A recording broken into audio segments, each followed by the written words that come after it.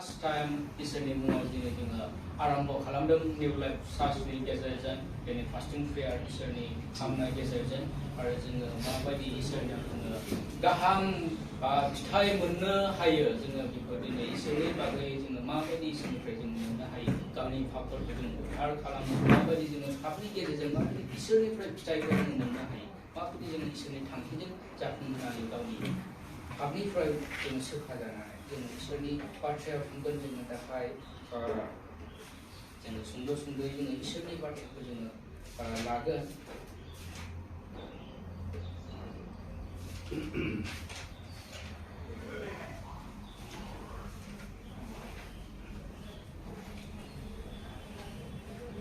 जेरै जोङो प्रथमाव नायगोन इसोरनि बाथ्रायाव लिरनाय जोङो जाकबनि 1-13 जाकब 1:13निफ्राय 16 जोङो नायगोन जाकब जोङो गोदान बाइबेलाव जोङो नायनो मोनगोन जाकबनि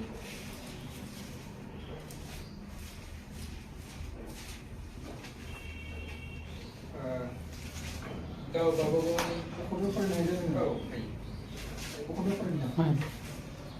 जोङो इसोरनि बाथ्रायाव नायगोन गावगावनि लेंगुवेजाव गावगाव जिखौ फरायनो हायो बेहाय जोङो गावगाव नायगोन बेहाय जाकबनि 1:13 যেতিয়া পৰীক্ষিত হয় তেতিয়া ঈশ্বৰ দ্বাৰাই মই পৰীক্ষিত হৈছোঁ এই বুলি কোনো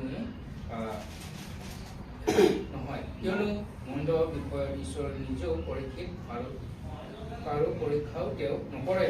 बेहाय बुंदों इसोरा रावखौबो परीक्षित खालामा आरो रावखौबो परीक्षा खालामा होनदों मानोना इसोरा सासे अनग्रा इसोर मानोना बियो रावखौबो जेरै जोङो सोरखौबा माबा मोनसे सिन्थाना थागोना जोङो माबा मोनसे साननानै बेखौ थायोब्ला आरो परीक्षा खालामोबा सोरबाफोर जोंनि गोसोआव नांलायनो खमलायनो आं नोंखौ नायनानै थागोन माबायदि होननानै जोंनि समाव रागा जोंब्ला जोङो बिदि गोसोआव साननाय फैयो थिग बेफोरबायदि माने इसोरा माने रावखौबो परीक्षा खालामा होननानै बेहाय जोङो नुनो मोनदों मानोना जों इसोरानो सोरजिग्रा आरो इसोरानो माने परीक्षा खालामा बेखौ जोङो नायनो मोनदों आरो কিন্তু প্ৰত্যেকজন নিজৰ অভিলাষৰ দ্বাৰাহে আকৰ্ষণ কৰা আৰু কুশলাই নিয়া হৈ পৰীক্ষিত হয় তাতে সেই অভিলাষ গৰ্ভধাৰণৰ কৰি পাপ সম্পূৰ্ণ হ'লে মনৰ জন্মায় যেতিয়া जोङो गावनि गोसोआव सम्पूर्ण जोङो सानबाय थायो जेब्ला जोङो जोंनि गोसोआव सानबाय थायो अब्ला माने सम्पूर्ण माबा सोमजियो होननानै जेरै जोङो गोसो मैला साननानै जोङो खालामैनि सिगाङाव जेब्ला जोंनि गोसोआव गाज्रि हुदाया सानखांनाय फैयो अब्लानो जोंनि देहायाव जोंनि आत्मायाव हाबा सोमजियो होननानै जोङो इसोरनि बाथ्रा बायदि जों मिथियो आरो 16 पदआव लासै नायोब्ला হে মোৰ প্ৰিয় ভাইবিলাক তোমালোকে শান্ত নহবা সকলো উত্তম দান আৰু সকলো হৃদয়ৰ ওপৰৰ পৰাহে হয় অৰ্থাৎ যি জনৰ অৱস্থান্তৰৰ আৰু পৰিৱৰ্তনৰ চাও নাই যুক্তিবিলাকৰ সেই বৃদ্ধিৰ পৰাহে নামি আহে होनना बुंदों যেতিয়া जोङो इसोरनिफ्राय मोननो थाङोब्ला मोनफ्रोमबो गावनि गोसो बायदि जोङो मोननो हाया होनो गावनि लुबैनाय बायदि जों गावनि सेस्था खालामनाय बायदि जोङो मोनफुंनो हाया मोनफ्रोमबो समाव इसोरनि बायदि जोङो गावनि गोसोखौ जोङो नम्र खालामनानै जेब्ला इसोरनाव क्षमा बियो अब्लासो जोङो मोननो हायो होननानै जोङो बेहाय इसोरनि बाथ्रा जोङो नुनो मोनो किन्तु गावनि मोनफ्रोमबो समाव गावनि सेस्था खालामनाय गावनि नाजानायजों हाया किन्तु जेब्ला इसोरा नोंनो होगोन जेब्ला इसोरनाव आरज खालामगोन गावखौ फोथायनायनि गेजेरजों गावखौ इसोरनाव गाबगोन गावनि पापखौ लानानै क्षमा बिगोन अब्ला माने बियो इसोरा होगोन होनना बुंदों आशीर्बाद खालामगोन किन्तु मोनफ्रोमबो समाव गावनि साननाय आरो सेस्था खालामनाय गावनि गौरबजों मोनफ्रोमबो बुस्थुखौ मोननो हाया होननानै बुंदों इसोरनि बोर किन्तु टेम्परारि बुस्थुबा जोङो मोननो हागौ सेस्था खालामनायनि गेजेरजों जोङो बोरखौ मोनगोन जेब्ला जोंनि पापा गोथार जागोन अब्लासो जोङो इसोरनिफ्राय बै इसोरनि आशीर्बादखौ मोननो हायो थिग बिदिनो जों टेम्परारियाव गावनि खामानि दामानि मावनायनिफ्राय जोङो फैसा थाखाखौ खामायनो हायो जानो हागौ किन्तु इसोरनिफ्राय बिदि जोंनि सेस्टानिफ्राय जोङो मोननो हाया इसोरनि आशीर्बादखौ आरो जोङो बेहाय नुदों गालाथियान 5:17 जोङो नायबा गालाथियान 5:17 जोङो नायनो थाङोब्ला बेहायबो बुंनाय दङ पापनि बागै माबायदि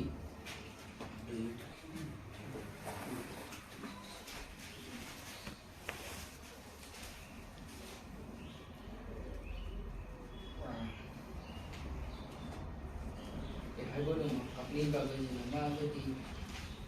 मोनदांथिना गालाखिया पासुराय 17 बुंदों जों माबायदि पाप मावो जोंनि देहा माबायदि पापासिन किनु मांखये आत्मार बिरोधे आरो आत्माय मांखर बिरोधे अभिलाप करे बेखौनो बुंदों जोंनि देहा मोदोमानो आत्मानि अभिलापफोरखौ जोङो बा गोजानाव जायगा जौगानानै दोननानै माने बेफोरखौ आत्मानि बाहेरा सानग्रालासिनो जोंनि गोसो मोदोम जोंनि लुबैनायफोरखौ जोङो सिगाङाव लाग्रोयो माने जानाय लोंनाय अभिलाप बायदिसिना साननाय गाज्रि बुस्थुनिफ्राय जोङो बांसिन लाग्रोयो होननानै बुंदों आरो जेब्ला তোমালোকে যি কৰিবলৈ ইচ্ছা কৰা তাক যাতে তোমালোকে নকৰিবা কাৰণ তাৰ কাৰণে এই দুয়ো পৰস্পৰ বিৰোধী কিন্তু তোমালোকে যদি আত্মাৰ দ্বাৰাই চালিত হোৱা তেন্তে তোমালোকৰ বিধানৰ অধীন নোহোৱা যেতিয়া आत्मानि बायदि सोलिब्लासो आत्मानि बायदि आशीर्वादखौ जों मोननो हायो होननानै जेब्ला पापावनो थायोब्ला जोङो माबायदि आत्मानि अधिकारखौ मोननांगोन माबायदि इसोरनि आशीर्वादखौ मोननांगोन किन्तु बेखौ बुंदों आरो बेहाय बुंदों जोङो 19 पदनिफ्राय जोङो नायबावोब्ला किन्तु मांखर कायजोबर जनाजात सेहे बेबिचार अखसि होननानै बुंदों कायज अलम्पद आचरण देव पूजा माया कर्म नानाबिध शत्रुता विवाद ईर्षा संराग विरोध विभेद नाना मन अखुसम ममता रगरग আৰু এইবোৰে নিচিনা আন আন কাৰ্য এই সকলোৱে বিষয়ে মই পূৰ্বে তোমালোকক কৈছিলো এনেকৈ এতিয়াও আগিয়ে কৈও বিলাকে এনে আচৰণ কৰে মানে যেতিয়া जोङो इसोरनि बागै जोङो बाहेराव थायोब्ला जोङो इसोरखौ मिन्थियाब्ला इसोरखौ मिन्थियै सिगाङाव जेब्ला किसुमान हमना ला इसोरखौ मिन्थिबाय मिन्थिनाय गेजेरजोंबो जोङो पापखौ मिन्थिबाय पापनि मिन्थिनाय गेजेरजों सानोब्ला दिनैल'सो पाप जागोन किन्तु सानफ्रोमबो पाप जाया किन्तु बिदि साननानै खनसेल' पाप मावनायानो अनेक जोंनि मांखआ जोंनि देहाया जे बुस्थुखौ जानो नाङा बेखौ जोङो जानो लुगैयो गाज्रि बुस्थुखौ जोङो जानो लुगैयो खुगानि थाखाय खद मोनो किन्तु इसोरनि आत्मानि थाखाय जों गाज्रि जायो किन्तु जों मिन्थिया मबे बुस्थुखौ जाबा किन्तु मिन्थिखायो बे बुस्थुआ गाज्रि होननानै जोङो मिन्थिखायो सिगाङावनो अब्लाबो खुगानि लुगैनायनि दारायावनो जोङो जानो लुगैथारबाय जानोसै दे दिनै खनसे जानायालाय मा जानो नङा होनब्ला बे जानायनि गेजेरजोंनो किन्तु बै आखायाव जोंहा गाज्रि हुदाया जाहैयो बे बिसार बेखायनो बुंदों आरो बेखायनो अलम्पद गाज्रि हुदायाव थानाय खोंगो रागा जानाय गावखौनो बिराद अप्रद गावखौनो गौरब खालामनाय आरो बायदिसिना इसोर मिन्थिफोरखौ फुजा खालामनाय बेफोरखौ बुंदों इसोरखौ मिन्थियालाबासिनो देव फुजा खालामनाय बायदिसिना मूर्ति बायदिसिना देव देवीफोरखौ फुजा खालामनाय इसोरखौ मिन्थिया बेफोरबायदि मानसिया माने इसोरनि गाहायाव इसोरनि खाथियाव मालाबाबो पापनिफ्राय उद्धारना जेब्ला जोङो इसोरखौ मोनगोन अब्लासो माने जेब्ला बे इसोरखौ मोनगोन अब्लासो माने सैथो इसोरा गोसो किन्तु जायफोरा सैथो इसोरखौ मिन्थियालासिनो मूर्ति फुजा खालामो सोरबा दंफां लाइफांखौनो लामा सामायाव अन्थाइ थरसे होनानै फुजा खालामो मा बिसोरो दंफाङाव इसोर जाबाय दंफाङाथ' इसोर नङा बे अन्थाइयानो इसोरानो सोरजिदों बे अन्थाइखौ बेखौलाय बोरै इसोर माबा खालामनांगौ किन्तु बिसोरो जाय सैथो इसोरा बेखौ बनायदों किन्तु बे अन्थाइयाथ' इसोरासो दादों बे अन्थाइयाथ' इसोर नङा बेयो बोरै जाथावना थिग बिदिनो मोनफ्रोम जे इसोरखौ मिन्थियालासिनो देव फुजा खालामनाय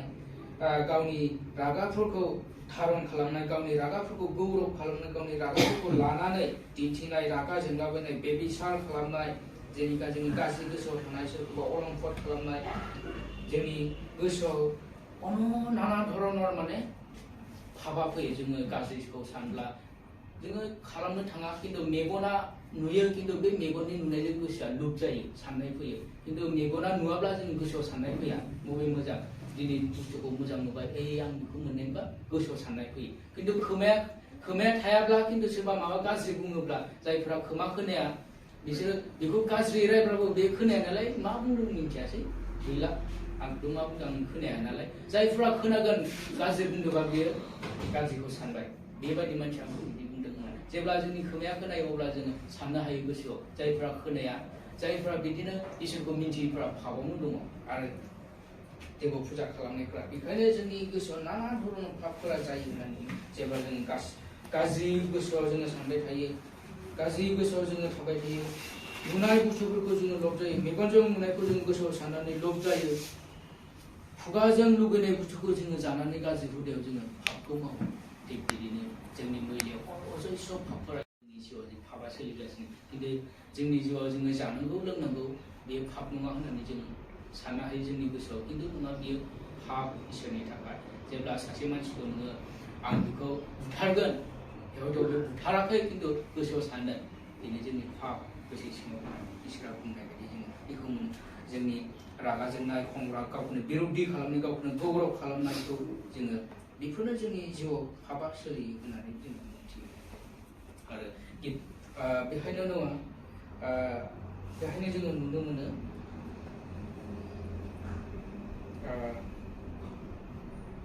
जेब्ला जोङो गावखौनो गितमालायावनो दङ बिसाव सारियाव जोङो नायगोन गितमाला बिस सारि नङा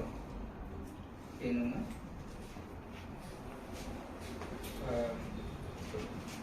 गितमाला 37 4 नायगोन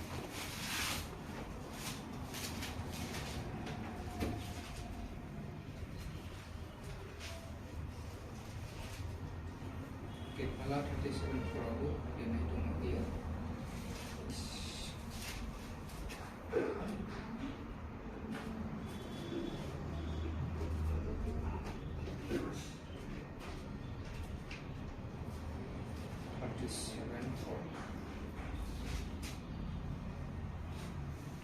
जिहय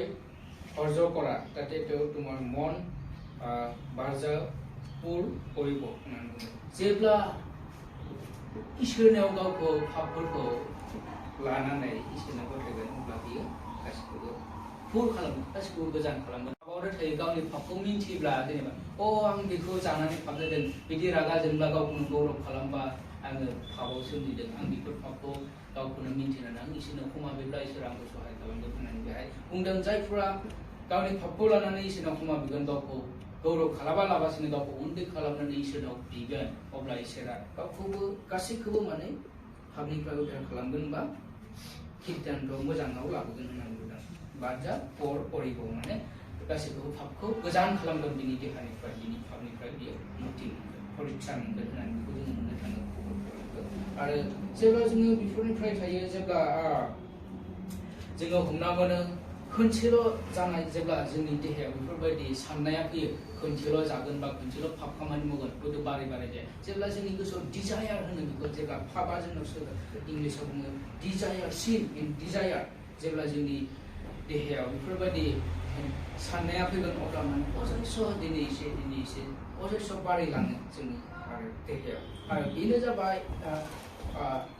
डिसिपसन मोनसे जाहैबाय खनसेल' होननाय बुस्थुआ एबारे खाम बा खनसेल' जागोन बा खनसेल' आङो सानगोन आंनि देहायाव खनसेल' आङो पाप मावगोन खिन्थु बारे बारे खिन्थु बे साननाय गेजेर खनसेल' खालामनायनि गेजेरजों बेसेबां गिदिर पाप जायो जोंनि जिबनाव आत्मानि गेजेराव खिन्थु जों बेखौ सानस'नो हाया खिन्थु जोंनि देहायावसो जोङो जानो लुबैनायखौ खालामो जेब्ला जोङो डिसिपसन जायो जेब्ला जोङो खनसेल' खिन्थु बे नङा बे जानायनि गेजेरजों पापा जोंना अजस्र जालाङो होननानै जों नुनो मोनो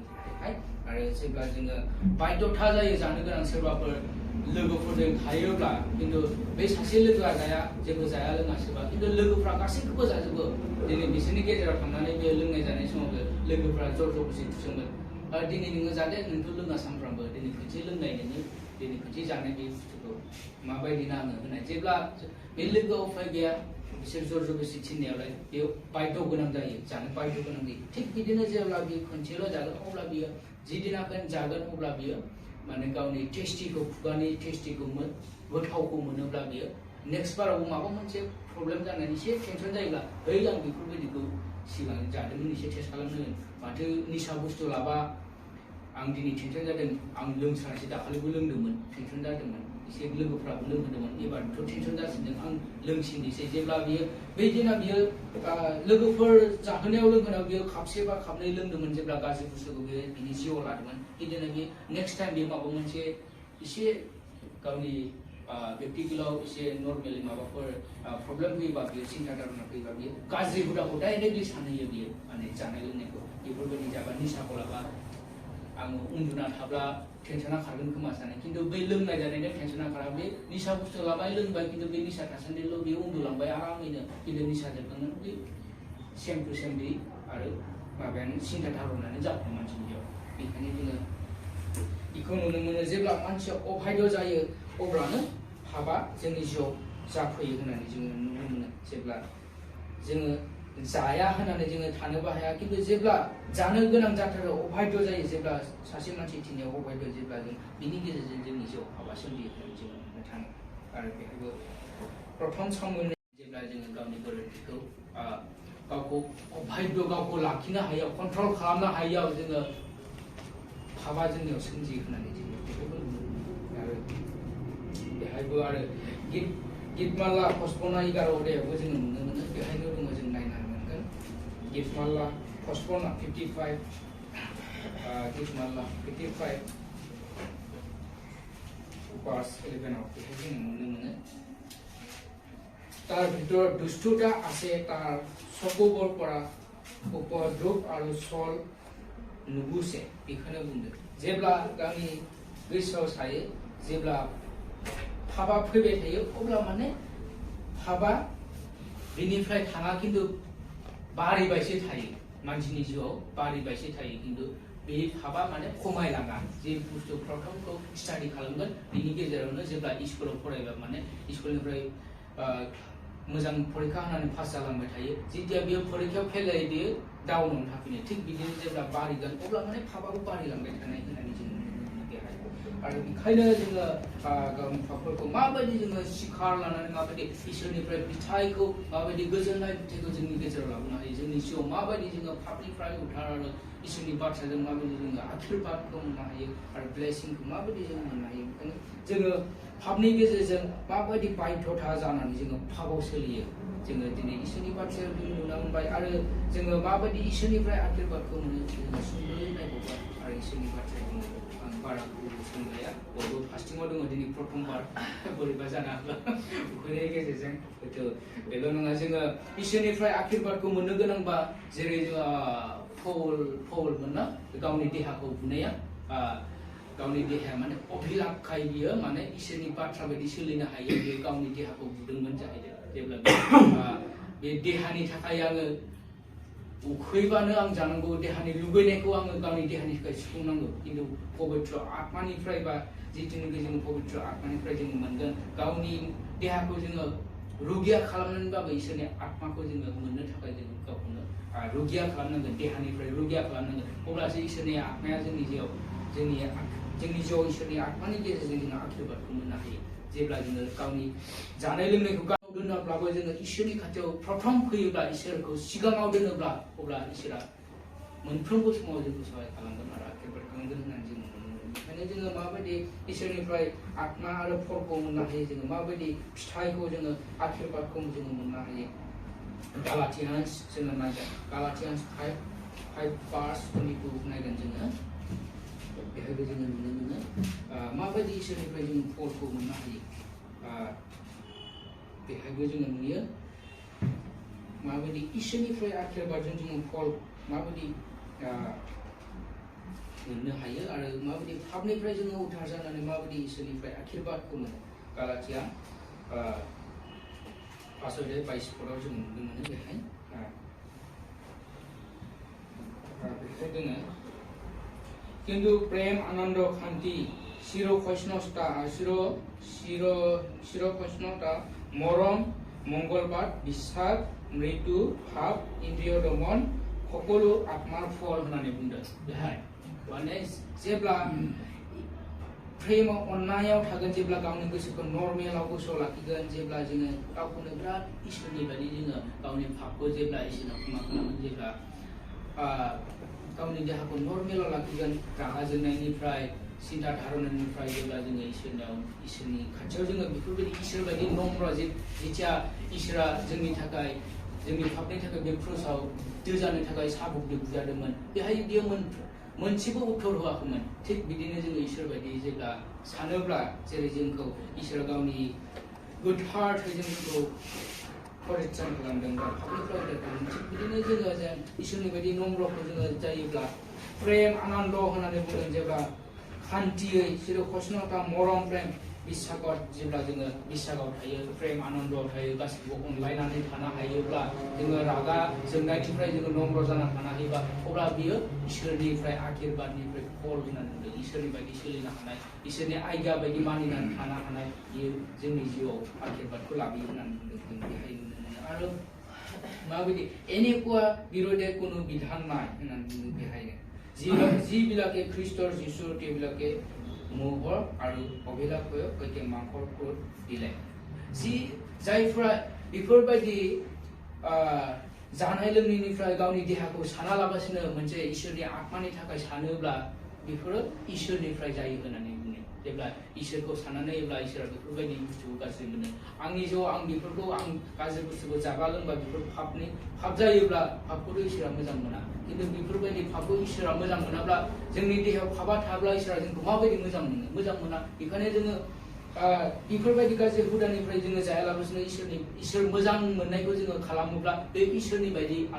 इसोरनि बायदिखौ बियो खालामनो हायो होनना बुङो जायफ्रा पवित्र आत्मानि बायदि सोलियो बै इसोरनि आशीर्बादखौ इसोरनि बायदि सोलियो जायफोरा देहा मोदोमनिफ्राय जानाय लोंनायखौ बियो सोलियो बियो पापनिफ्रायनो सोलिबाय थायो होननानै जों इसोरनि बाथ्रा नुनो मोनो आरो बेहायनो बुंदों किन्तु मांखर कायजगर जनाजात बेखायनो दहाय जोङो नायखांबाय किन्तु आरो मांखय जोंनि देहायानो आत्मानि जोंनि जिथुनिखि आत्मा बिनि थाखाय बिरोधि जायो जिथुनिखि आत्माया आत्मा किन्तु जोंनि देहानि थाखाय जोङो जानाय लोंनाय बायदिसिनाफोरखौ जोङो लानानै बै आत्मानि थाखाय जोङो पाप मावहोनाय जायो किन्तु देहायाथ' जों थैबाथ' देहायाथ' जेबो गैला किन्तु अलरेडि बे पापाथ' आत्माजों लोगोसे थाफायो जेब्ला जोङो इसोरनि खाथियाव जेब्ला जोङो गावनि पापनि थाखाय जेब्ला जोंखौ इसोरनि खाथियाव जोङो जेब्ला गसंगोन माबायदि नोङो फैदोंमोन माबायदि पापफोरखौ लानानै माबायदि जेब्ला जोंखौ इसोरा जोंनि पापफोरखौ परीक्षा खालामगोन जेब्ला जोङो इसोरनि खाथियाव गसंगोन जेब्ला जोंखौ इसोरा सोंगोन अब्ला जोङो गासैखौबो इसोराथ' नुखागोन नालाय बेखायनो जों इसोर बायदि सोलिनो हानाया जोङो गाहाम आरो मोजां आरो बेहायनो बुंदों गालाथियाव बुंदों गालाथियावनो बुंदों 6:8निफ्राय जोङो नायबा 6:8निफ्राय नायबा जों 14निफ्राय लासै नायबा कारण যিজনে নিজৰ মাংসৰ উদ্দেশ্যে বয় তেওঁৰ মাংসৰ পৰা শস্য ওলাব আৰু কিন্তু যিজনে আত্মাৰ উদ্দেশ্যে বয় আত্মাৰ পৰা অনন্ত জীৱন ৰূপ শস্য ওলাব এখানে बुङो जायफोरा आत्माजों सोलिगोन बे इसोरनि आत्मा बायदिनो सोलिबाय थागोन जायफोरा पापजों सोलिगोन बे पापानो सोलिबाय थागोन होननानै जों नुनो मोनदों आरो बेहाय बुंदों इफिसिया 5:25 नायबा जोङो गांसे बोलाबानो जों मोनो इफिसिया जोङो नायोब्ला 5:25 नायोब्ला जों बेहायबो नुनो मोनो आरो बेहायबो जों হে পরমপিতা খ্রিস্টীয় যেনেকৈ মণ্ডলীক প্ৰেম কৰিলে আৰু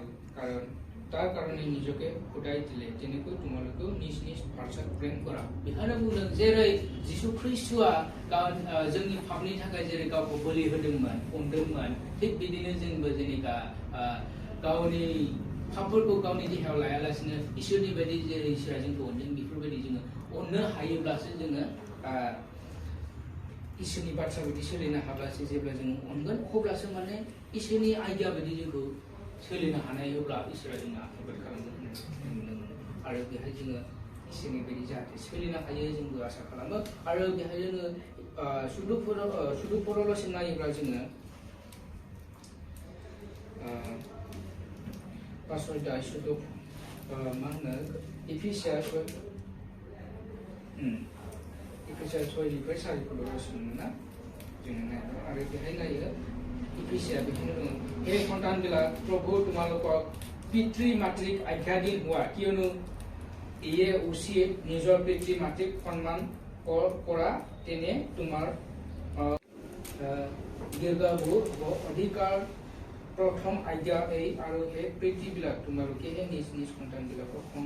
নোতোলাবা কিন্তু প্ৰভুৰ শিক্ষা আৰু চেতনাতেও বিলাকৰ প্ৰতিপালন কৰা जेरै इसोरा अनदोंमोन जोंखौ प्रतिपालन बेहाय बुंदों बिमा बिफाखौ मान सनमान होनानै बुंदों जेरै जोङो जोंनि आफा इसोरखौ जोंखौ सृष्टि खालामग्राखौ जोङो अनो थिग बिदिनो जोंखौ बुंदों बिमा बिफानिल' खोथा नङा जोङो बिमा बिफाखौ सनमान खालाम होनना बुंदों हे सन्तानफोरा प्रभु तुम्हारा पितृ मातृ आज्ञादि हुआ बेहाय बुंदों गावनि बिमा बिफाखौ सनमान खालामदों निज पितृ मातृ सनमान करा होननानै बेहाय बुंदों बेखायनो जोङो जेरै इसोरखौ जोङो सनमान खालामो इसोरखौ जोङो मानिना सोलियो थिग बेफोरबायदिनो जोंनि जिउआव पापखौ लायालाबासिनो जाहाथे जोंनि बिदा फंबाय बिमा बिफाखौ जाहाथे जोङो अननायजों जोङो जाहाथे मोजाङाव लाखिनो हायो जोङो अनलायनानै थानो हायो बेखौनो बुंदों जे इसोरा जेरै जोंखौ अनदों जाहाथे नोंसोरबो इसोरनि खामानि बायदिखौ थिननाय बायदिखौ मावफानाय जोङो नुनो मोनो बेहाय बेखायनो जोङो मोनफ्रोमबो समाव गाव गावबागाव बिमा बिफा बा गुबुन मानसिफोरजोंबो जगराव थानाय प्रजाति मानसिफोरजोंबो इसोर मिथियै मानसिफोरजोंबो जोङो प्रेम अनलायनानै थानो हायोबा बै इसोरनि थिननाय बायदिखौ जोङो मोननो हायो बेखायनो बुंदों नोंसोरो मोनफ्रोमबो समाव प्रेम खालाम बेखायनो बुंदों इसोरनि बाथ्राया बुंदों तुम्हारे उसर सुबुरिया तुम्हारे निजक जेनेका प्रेम करा तुम्हारे এই उसर सुबुरिया मानव বিলাকও তুমি প্রেম করিবা होननानै इसोरनि बाथ्राया जोङो नुनो मोनदों बेखायनो जोङो मोनफ्रोमबो समाव जे जोङो अननाय आरो बेफोरबायदि जोङो खालामनो हायोब्ला जोङो इसोरनिफ्राय मोनफ्रोमबो समाव आखिरबादा जोंजों लोगोसे थाबाय थायो होननानै এই কারণে মানুহে পিতৃ মাতৃ এৰি স্थिৰতা बेलेग धरनाव थाहैबाय बेखौ जोङो नायथ'ला किन्तु बेहायो जों आरो इसोर आखिरबाद खालामनायखौ जों बेहायनो नुनो आरो जुबननि प्रथम जुबनाव नायोब्ला जोङो एगयदा 29 नायोब्ला बेखौबो जों नुनो मानोना माबायदि इसोरा गावनि सिद्धान्तखौ लायो जुबनाव एगयदा 29 नायोब्ला जों खाते पड़े प्रभु हालेलुया ओ बोले मेरा ईश्वर प्रभु यीशु की खाते पड़े प्रभु आरोज खाना सुमरा ईश्वर की खाते पड़े प्रभु यीशु बेमार आजार को शुक्र कर ईश्वर की खाते पड़े प्रभु अब्राहम की ईश्वर याकूब की ईश्वर इसहाक की ईश्वर प्रभु यीशु की खाते पड़े प्रभु यीशु हालेलुया ओ प्रभु यीशु और प्रभु यीशु के सुबह के प्रार्थना करते इलारा में है प्रभु यीशु hallelujah in the name of Jesus of Nazareth ओ प्रभु यीशु बिनी जी बेमार ओ प्रभु बिनी जी उडेरी बेमार जाते बिनी देहानी आथिंग बेमार जाते ओ प्रभु यीशु देहा में नहीं जाते सास प्रभु hallelujah in the name of Jesus of Nazareth we rebuke every sicknesses right now be gone right now in Jesus name every power of darkness be gone in Jesus name Jesus name Jesus name Jesus name Jesus name Jesus name Jesus name Jesus name Jesus name Jesus name hallelujah hallelujah hallelujah God is hookar God is मेरी घर से समय समय पर गुजर जाना मेरी उधरी समय समय पर गुजर जाना in Jesus name Jesus name Jesus name Jesus name hallelujah oh बोले यीशु oh hallelujah घर से बेमार यीशु का गुजर जाना यीशु का गुजर जाना oh hallelujah मदाइनी खामानी तुम लोग जाको सारी बेस्ता पढ़ो ले दो दाने से नहीं करना यीशु का गुजर जाना hallelujah in Jesus name be gone right now be gone right now in Jesus name in Jesus name be gone right now hallelujah Jesus Ka Jesus hallelujah oh hallelujah hallelujah hallelujah oh betar Jeevan Mein Prabhu Yeshu oh hallelujah Jesus name in Jesus name hallelujah Jesus name dan kezaran kasih kezaran kasih बेमार गुजर जाना in Jesus name Jesus name Jesus name Jesus name Jesus name hallelujah hallelujah hallelujah hallelujah hallelujah kasih बिनी समस्या पर गुजर जाना बिनी आखिरी समस्या पर गुजर जाना बिनी प्रभु यीशु के हनी kasih बेमार पर गुजर जाना hallelujah in the name of Jesus of Nazareth oh hallelujah praise the Lord प्रभु यीशु दान गुजर जाना in Jesus name be gone right now in Jesus name I speak healing in the name of Jesus of Nazareth I pronounce healing in the name of Jesus of Nazareth be gone right now hallelujah oh Jesus name Jesus name be gone right now hallelujah hallelujah hallelujah hallelujah hallelujah Jesus thank you Lord thank you Jesus thank you Lord hallelujah free hallelujah hallelujah in Jesus name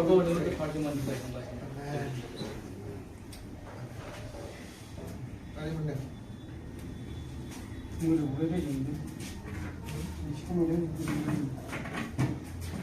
Betul boleh saya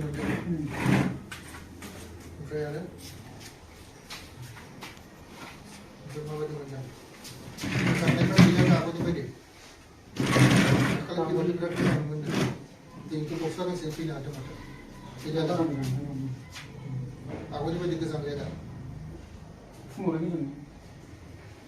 फुङावथ' सबबो गोजानो आं बुंनाया मा आगय नोङो दाखालि आर'ज खालामजायैनि सिगांफ्राव नोंनि गोजानाया माबायदिमोन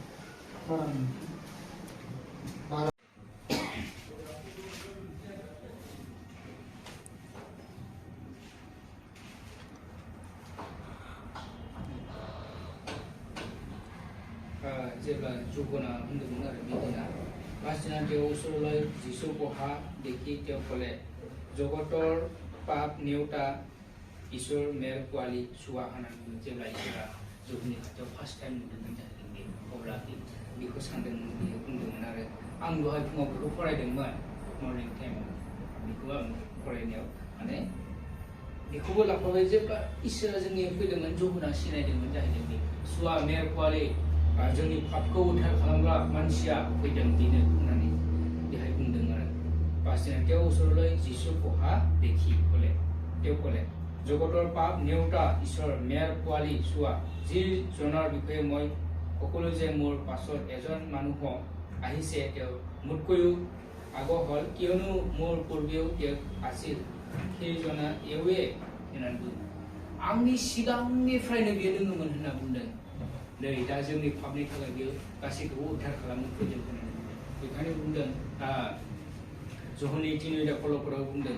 कारण जिसुए जगतक इमान प्रेम कराले जिजुने ताक बिसा करे ते अनन्त जीवन पाय होननानै बेखायनो जोङो क्लास बिखौ फरायनानै जोङो इसोरनि बाथ्राखौ लिरनानै फैनोसै 3:16 बुंदों जहनि कारण ईश्वरे जगतक इमान प्रेम कराले যে তেওঁ নিজক একমাত্ৰ পুত্ৰকে দান কৰিলে যাতে যিকোনোৱে তেওঁক বিশ্বাস কৰে তেওঁ নষ্ট নহয় কিন্তু অনন্ত জীৱন পায় जायफोरा बिनि फैनायखौ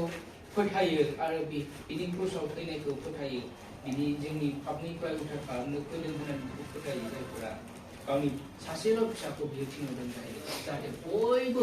बिखौ फोथायब्लानो जाहाथे बयबो जों उद्धारखौ मोनो पापनिफ्राय शिक्षा जानायखौ मोनो जाहाथे बयबो जिउआव थाङो इसोरा नागिरा जे बयबो जों नोरकआव थाङो बेखौ नागिरा जायहा बेखौ फोथायनानै गोसो सोलायगोन बियो उद्धारखौ मोनगोन इसोरनिफ्राय बेफोरखौ मोनगोन होननानै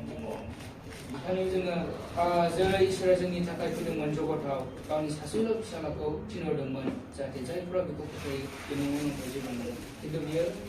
नरकाव थाङा अनन्त जीवन होननानै बेखौ फोथायब्ला जे नस्थ' जायो बे नङा बेहाय लिरनाय दङ जायफोरा फोथायगोन তুমি তেওঁ বিশ্বাস কৰে তেওঁ নষ্ট নহয় जायफोरा फोथायगोन बेयो नस्थ' जाया होनना बुंदों खिन्थु अनन्त जीवनसो मोनगोन होनना बुंदों लाब जागोन जोंहा बेहाय लस जाया माने फोथाय किसुमान सानांगौ फोथायनानै मा मोनगोन जेबोथ' मोना खिन्थु आत्मिक जीवनाव साननांगौ बे मानो फोथायब्लालाय मा मोनो खिन्थु आत्मानि इसोरनि जीवनावबा लाफा जायो जोंनि जिउआव जायफ्रा बेखौ फोथायगोन बेहा गावनि पापनिफ्राय उद्धार जानायखौ मोनो होननानै जों हामबायसै आङो आसा खालामो जे इसोरा बेखौबो सहाय खालामदों इसोर आं बेखौनो सानो जों बयनिबो जिउआव इसोरा फैथों आरो जोंनि पापफोरखौ माबायदि उद्धार खालामो आरो जों माबायदि इसोरनिफ्राय आशीर्बादखौ मोनो हामबाय होनो इसोरा जोंजों लोगोसे थानानै आरो आंखौबो इसोरा सहाय खालामबाय इसोरनि बाथ्रा बुंनायाव हामबाय होनानै इसोरखौ बहुत धन्यबाद होबाय आरो दा जोङो गावबा गावनि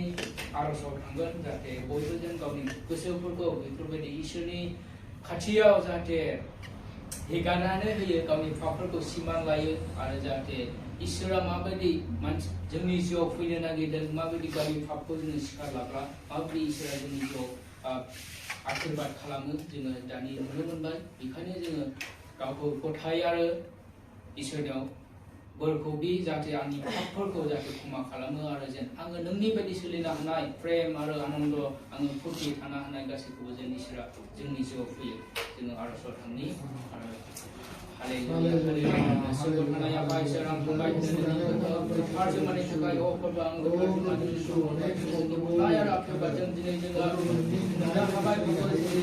माबायदि जोङो गावनि पापनि थाखाय जोङो सोलिबाय थानायफ्रा माबायदि जोङो अफिफोरखौ मोनदों प्रभु माबायदि जों मोननो हायो प्रभु दिनै जोङो प्रभु दिनै आखिरफोरनि सायावबो प्रभु जोंनि बोलोगोरा आशीर्बादजों जोंनि पापफोरखौ गोथार खालाम जोंनि मैला गोसो खानायफोरखौ दिनै गोथार खालामदों मानोना जोङो दिनै पापनि मानसिफोरबो बिनि गेजेरजों जों मिथिया प्रभु मालाबा मिथिनायनि गेजेरजों जोङो पापाव जोंखौ दिनै गोथार खालामबाय प्रभु मानोना जोङो पापखौ मावबाय थायो खिन्थु जोङो पापखौ मिथिया प्रभु नोंनि आखिरबादजों दिनै गोथार खालामबाय प्रभु नोंनि अननाय आरो आखिरबादजों प्रभु जाहाथे जोङो नोंनि गोसो बायदि नोंनि आखिरबाद बायदि नों बायदि जाहाथे जोङो नम्रै सोलिनो हायो आरो नोङो जेरै जोंखौ जगताव फैनानै नोंनि गोथार थैजों जोंखौ उद्धार खालामबाय आरो नोंनि क्रुसाव बोलि होनायखौ जायफ्रा फोथायो बेखौ नोङो आखिरबाद खालामगोन होनना बुंदों जायफ्रा फोथायगोन बेयाव अनन्त जिबन मोनगोन होनना बुंदों बेखायनो प्रभु जों बयबो नोंनि खाथियाव फैनानै जाहाथे नोंनि गाहामखौ जोङो मोननो हानाय आरो नोंनि क्रुसाव फैनायखौ नोंनि क्रुसाव बोलि होनायखौ जोंनि थाखाय नोङो क्रुसाव खालबारि क्रुसाव नोङो जोंनि थाखाय थैनायखौ जाहाथे बयबो जों फोथायनानै नोंनि खाथियाव फैयो आरो गावनि पापफोरखौ सिमान लानानै जाहाथे गोथार जानो हायो आरो प्रभु जोंनि जिउआव जेरै नोङो जोंखौ अनदोंमोन बिदिनो जोंनि जिउआवबो जाहाथे जोङो अननायखौ लाबोनो हायो जोङो साफ्रोमबोनि न'खराव जोङो जेरै अननायखौ लानो हायो जों गावबा गाव अनलायनानै थानो हानाय गोहोखौ जोंनियाव हो प्रभु मानोना नोङो गोथार जिउमा मानोना जोंखौ अनग्रा प्रभु नोङो गावनि फिसाफोरनि सायाव जोङो नायनो हाया प्रभु जोंनि समस्याफोरखौ नोङो गोथार खालामफै आरो जोंनि समस्याफोरखौ नोङो उदार खालामफै मानोना जोङो गोथार जानो हायो मोनफ्रोमबो समाव नोङो प्रभु नोङो बुंदों प्रभु इसोरनि बाथ्रायाव इसोरनि रायजोआव अनेक बहुद बुंस' हायो होननानै बुंदों खिन्थु जोंनि जगता सानैसोनिल' होननानै बुंदों प्रभु नोङो जेब्ला सेकेन्ड टाइम फैगोन अब्ला जोङो रेडि जाना थानो हायो प्रभु नोङो जेब्ला फैगोन जोङो नोंजों गासैबो नोंनि जिउआव थांफानो हानाय बायदि जोंखौ गोथार खालामफै नों जेब्ला गासिम गिदिंना फैगोन जों प्रभु नोंनि गोथार जों जों रेडि जाना थानो हानाय जोंनि पापफोरखौ गोथारै खालामनानै प्रभु नोंनि सोरगोआव थांफानो हानाय जोंनि गोहोआव नोङो साफ्रोमबोनि जिउआवबो नोङो आशीर्बाद खालाम प्रभु आरो जोंखौ नम्र गोसोयै नोङो जायफोरा प्रभु नोंनि आज्ञा बायदि सोलिनो हायाखै बेफोरखौ नोङो सहाय खालाम जायफोरा नोंनि खाथियाव दासिमबो फैनो हायाखै प्रभु जायफोरा नोंनि बाथ्राफोरखौ खोनायाखै नोंनि आशीर्बादफोरखौ मोनाखै जायफोरा नोंनि खाथियाव फैनानै बिसोरो जों नोंनि आशीर्बादफोरखौ मोननो हायो आरो आशीर्बादफोरजों पापनिफ्राय खोमसि लामानिफ्राय जाहाथे स्राङाव फैनो हायो बेफोरबायदि नोङो साफ्रोमनिबो जिउआव नोङो आशीर्बाद खालाम प्रभु आं हामबाय होनो नोंनि गोथार जिउमानि थाखाय नों बुंदों प्रभु जोंनि बोसोरसेया प्रभु नोंनि सानसेनिल' थाखाय होनना बुंदों प्रभु आं नोंखौ हामबाय होनदों जाहाथे नोंनि बे सानसेनि दिनाव प्रभु जोंनि बोसोरसेयाव जोङो गोसो सोलायनो हानाय बायदि जाहाथे नोंनि सानसेल' होनना बुंदों जेब्ला नोङो जानो फैयोब्ला जोङो जों थांफानो हानाय बायदि जोंनि गोहो जोंनि देहायाव नोङो पबित्र आत्माजों नोंखौ सुफुं जाहाथे जोंनि पापफोरखौ जोङो रेडि जाना थानो हायो नों जेब्ला जोंनि जगताव जोंखौ लांनो फैगोन अब्ला जों बयबो जों नोंजों लोगोसे सोरगोआव मिनि खुसि रंजा बाजायै जों नोंनि थांफानो हानाय बायदि नोङो जोंखौ आशीर्बाद खालाम प्रभु आङो हामबाय होनो जोंजों लोगोसे थानानै नोंनि गोथार जेंनाजों जों थानो थाखाय प्रभु जोंखौ सहाय खालामनायनि थाखाय आं हामबाय होनो प्रभु बे गासै गोथार जेंना जों प्रभु नोंनि आरजखौ नोङो खोनासंनायनि थाखाय हामबाय होनो नोङो आरो जोंखौ आशीर्बाद खालामगोन होननानै जोङो गासैखौबो आसा खालामो प्रभु जोंजों लोगोसे थानायखाय नोंखौ हामबाय होनो प्रभु बे गासै आरजखौ प्रभु नोंखौ मान मर्यादा गौरव खालामनानै नोंनि मुङाव बिबाय प्रभु आफा इसोरनि मुङाव आमेन